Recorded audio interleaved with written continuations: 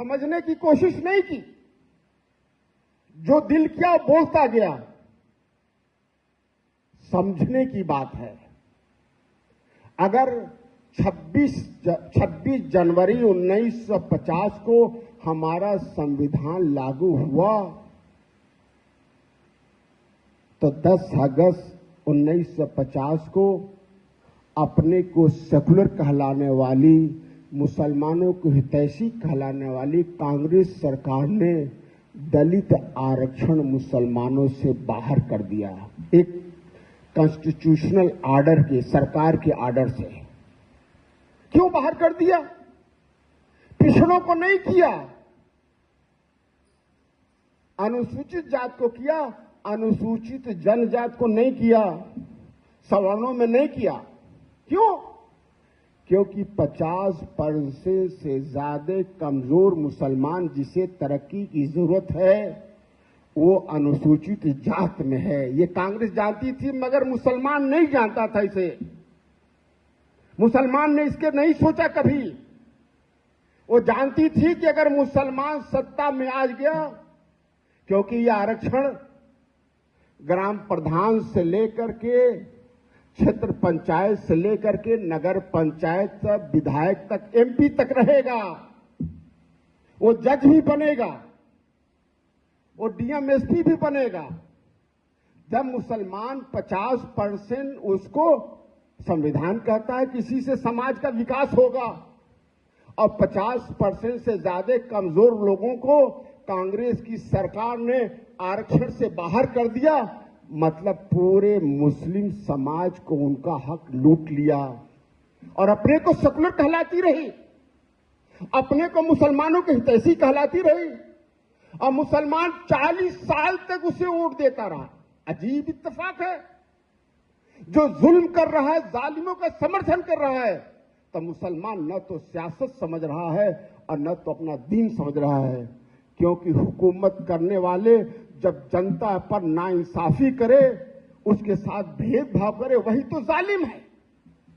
चाहे मजहब के नाम पर भेदभाव करे और चाहे जात बिरादरी के नाम पर भेदभाव करे, जो भी सत्ता में बैठे हुए उसका हक न दे तो वही तो जालिम है। और उन्होंने, मैं नहीं कहता, अब रंगनाथ मिश्रा कमीशन की रिपोर्ट पढ़ें। 2007 में रंगनाथ मिश्रा कमीशन ने बिल्कुल साफ लिख दिया कि 1950 में दलित मुसलमानों को आरक्षण से बाहर करना असंवैधानिक है। असंवैधानिक मतलब संविधान के खिलाफ है।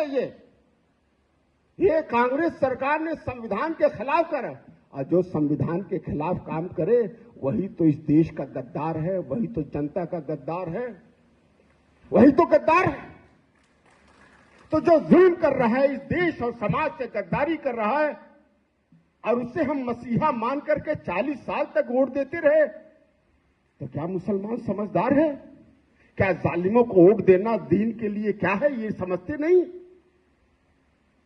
साथियों, ये काम आप नहीं समझ रहे थे।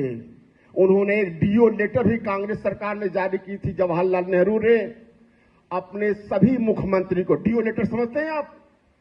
किसी को ऑब्जेक्शन होगा तो मुझसे मिल लेगा। Demi official letter, personal letter भेजा जाती है। सरकार में बैठे लोग डेमी ऑफिशियल लेटर भेजते हैं कि वो सरकार पास नहीं करती है, हमारी ख्वाहिश क्या है, हमारी ख्वाहिश क्या है, उसके हिसाब से चुनाव होता है। उन्होंने भेजा कि मुसलमानों की तादाद सरकारी नौकरी में और तालीम में मुसलमानों की तादाद 3% से कम रखी जाए। अपने सारे मुख्यमंत्रियों को प्रधानमंत्री ने डेमी ऑफिशियल लेटर उस वक्त लिखा था कि क्यों 3%? क्योंकि जब मुसलमान 3% से कम रहेगा तो अपनी जान बचाता रहेगा। 32 दांत के अंदर अगर एक जीव रहती है, कभी भी कट जाती है। वो बेचारा अपनी समाज का मदद नहीं करेगा, वो तो अपनी नौकरी बचाता रहेगा, वो डरता रहेगा सबसे। वो करेगा क्या? मुसलमानों की तो नाम नहीं लेगा। आज किसी ऑफिस में चले जाओ आप, किसी मुसलमान अधिकारी को सलाम करो, वो इधर उधर देखने लगेगा कि शायद कोई देख तो नहीं रहा है कि मुसलमान समझ के हमको सलाम कर रहा है। वो ये कांग्रेस ने किया और यही समाजवादी ने किया।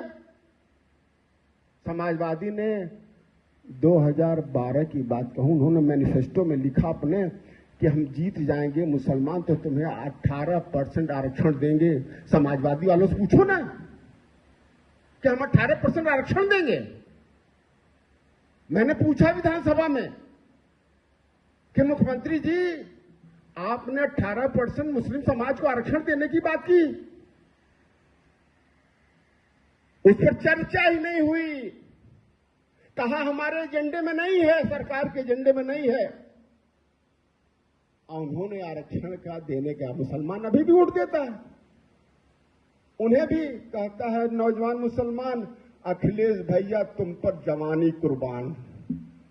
जो सबसे बड़ा जालिम, जो उसका हक ले रहा है, मगर उन्होंने भी डेमी ऑफिशियल लिखी, उन्होंने डेमी ऑफिशियल लेटर खुद लिखी, अखिलेश जी ने भी लिखी, और 50% से ज्यादा अपने समाज को, यादव बिरादरी को चपरासी से लेकर के और एसडीएम तक की नौकरी उन्हें दी।